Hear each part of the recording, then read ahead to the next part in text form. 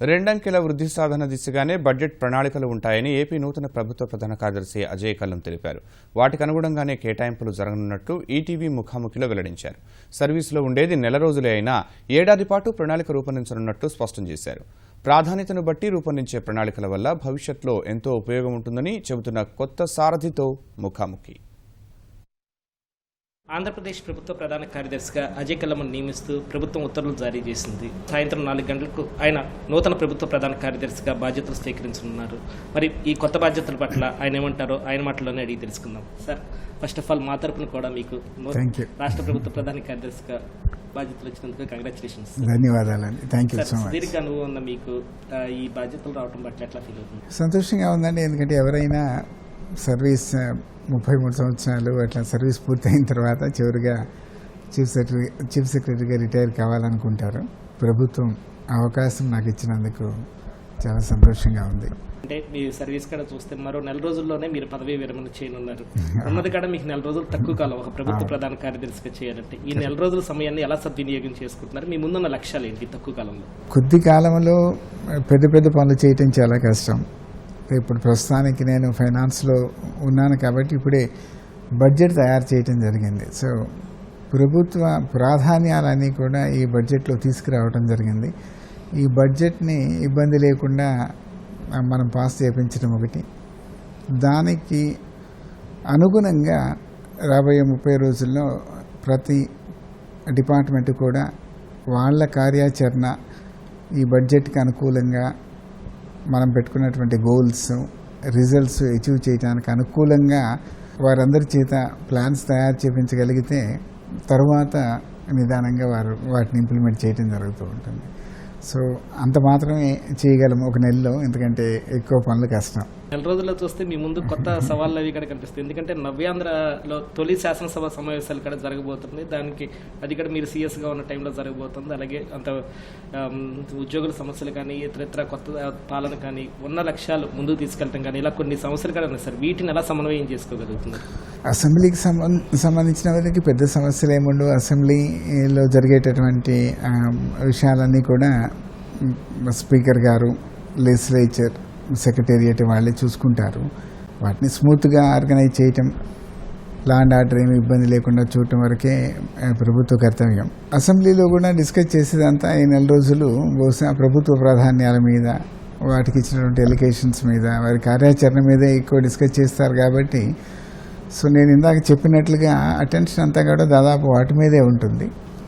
అలానే సమ్మర్ వస్తుంది కాబట్టి బహుశా మంచినీరు, కరువు ఇటువంటి సమస్యల మీద కొంచెం ఇమీడియట్ మనం అటెన్షన్ పే చేయగలిగితే ఇబ్బందులు లేకుండా ఉంటాయి.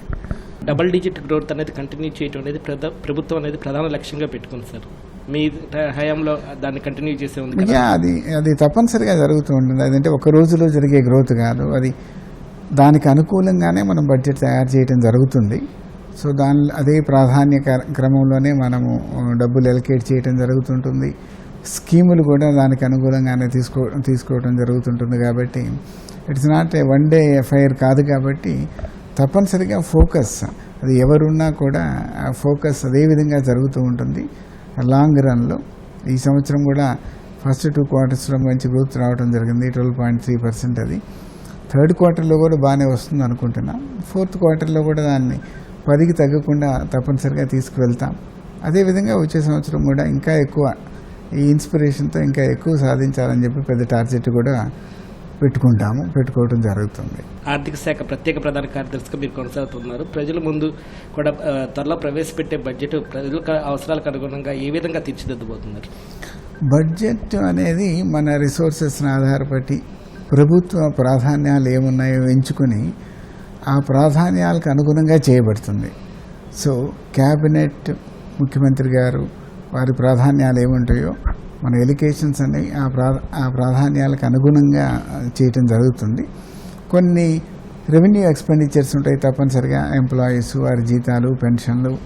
అలానే ఇదివరకు ఆల్రెడీ ప్రభుత్వం తీసుకున్నటువంటి నిర్ణయాలకి మనం కమిట్ అయినటువంటి రిసోర్సెస్, ఏదో స్కాలర్షిప్లను లేకపోతే పెన్షన్లను ఇటువంటివి ఏవి మనం డిస్కంటిన్యూ చేయలేం. కాబట్టి వాటి ప్రాధాన్యత, వాటి కంటిన్యూయేషన్ చేస్తూనే కొత్తగా ఇప్పుడున్నటువంటి ప్రస్తుత ప్రభుత్వం ఇప్పుడు కొత్తగా ఈ సంవత్సరం చేయాలనుకుంటున్నటువంటి కార్యక్రమాలకి వాటికి అనుగుణంగా అంటే మనం రిసోర్సెస్ అలాట్ చేయడం జరుగుతుంటుంది. దానికి ఇబ్బంది ఏమి ఉండదు. ఆ విధంగానే బడ్జెట్ దాదాపు తయారు చేస్తూ ఉన్నాం.